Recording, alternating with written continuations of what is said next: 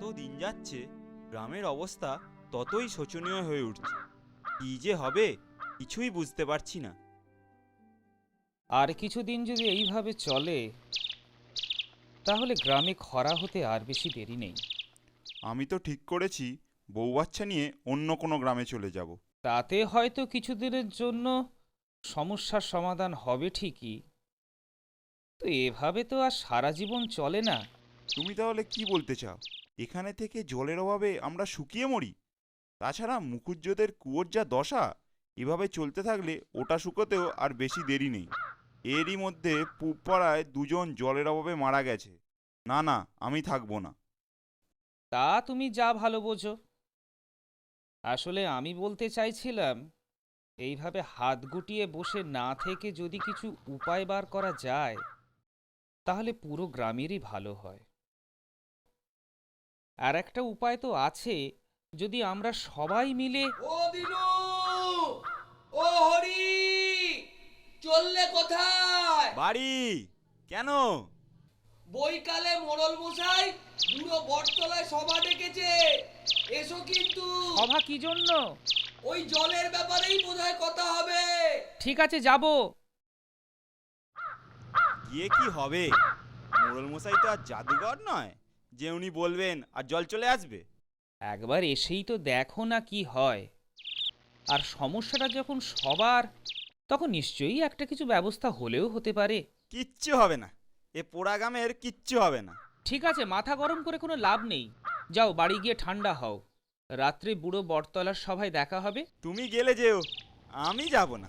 চলি।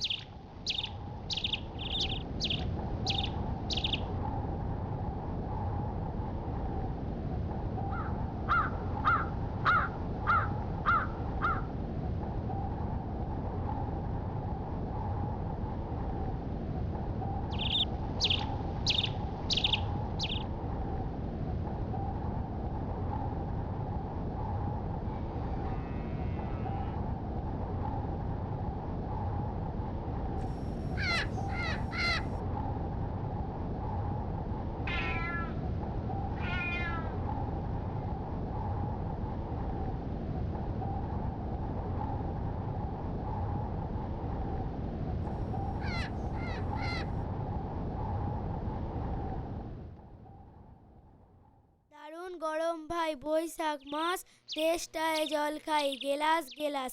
মা, আমাদের গ্রামে কবে জল আসবে? কি গো, কোনো ব্যবস্থা হলো? না, আজও পুবপাড়ায় একজন মারা গেছে। বিকেলে মোড়লমশাই সভা ডেকেছে। চিন্তা করো না, সবাই মিলে রাস্তা নিশ্চয়ই একটা বেরোবে। রাস্তা তো একটাই, দূরের ওই। ও মামা, তুমি যে কালকে বললে নাড়ু খাওয়াবে, কই খাওয়ালে না তো? খাওয়াবো সোনা, কাল দুটো নারকোল পেড়ে দিও তো। আচ্ছা, পেড়ে দেবো খন।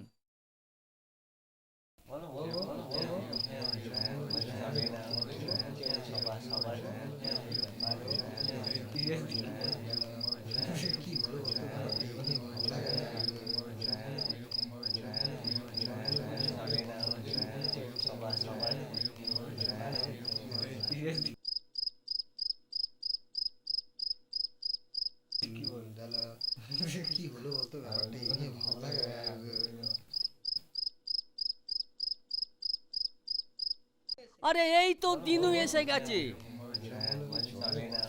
আজকে সবার বিষয় সম্পর্কে কাউকে নিশ্চয়ই বলে দিতে হবে না, তাই সোজাসুজি বলাই ভালো। আমাদের গ্রামকে জলের কষ্ট থেকে বাঁচাতে যদি কারোর কোনো মতামত থাকে তো বলতে পারেন।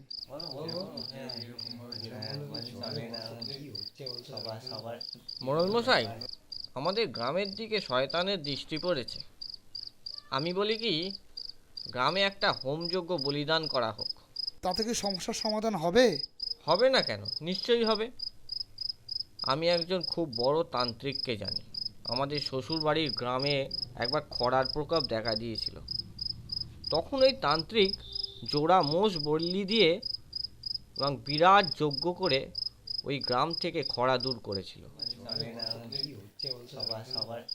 আমি বলি কি, এইসব যজ্ঞ না করে আমরা যদি দূরের ওই পাহাড়টাকে ভাঙার চেষ্টা করি। দেখ দিনু, বাজে কথা বলিস না।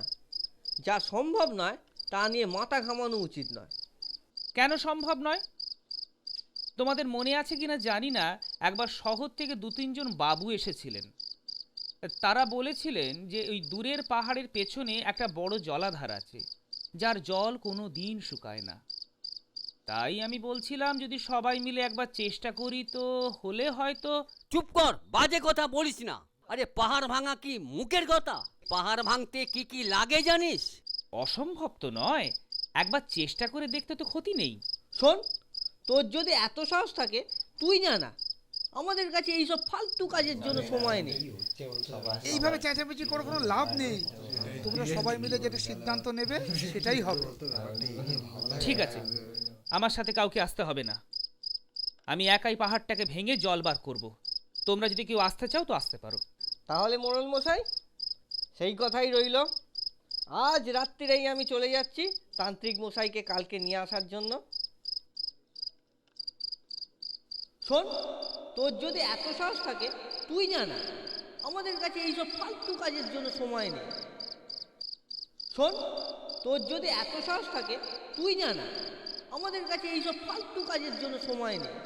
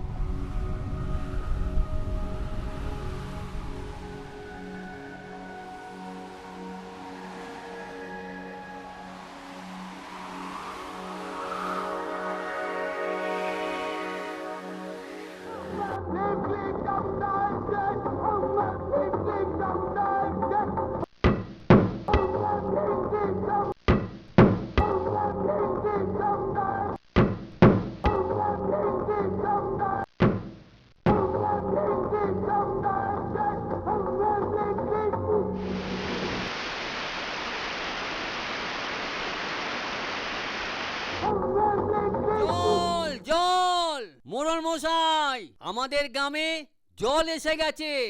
জল? এই তো সবে হোম মিটলো। আপনি ধন্য, আপনার জন্য এই গ্রাম আজ মৃত্যুর হাত থেকে রক্ষা পেল। কালি ওরে, আমি কিছু করিনি। যা করেছে আমার মা করেছে। এবার খালি বলি দিয়ে সেই বলির রক্ত গ্রামের প্রতিটি পুকুর, খাল, বিল যেখানে যা আছে সেখানে ছড়িয়ে দে। ব্যাস, তারপর দেখবি এখন এক জায়গা থেকে জল বেরোচ্ছে, তখন সব জায়গা জলে ভরে যাবে। চল বলির ব্যবস্থা করি। জয় কালী। কিন্তু জল তো আমাদের পাহাড়ের কাছ থেকে আসছে। কি বললি? হ্যাঁ, পাহাড়ের কাছ থেকে আসছে। তাহলে কি, চল তো দেখি কি ব্যাপার।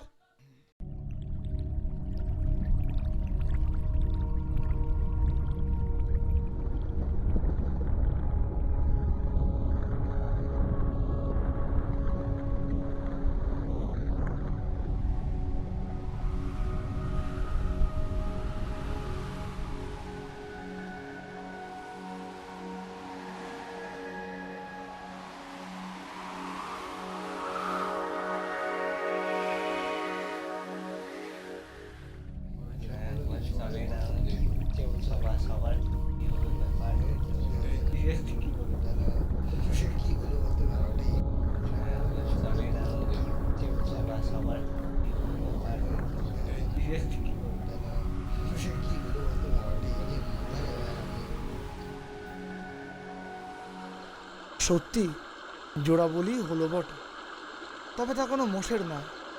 দিনু ও তার ছোট্ট ছেলে নিজের জীবন বলি দিয়ে আমাদের গ্রামকেই শুধু বাঁচালো না, তার সাথে আমাদের মনে জমে থাকা কুসংস্কারেরও বলি দিল।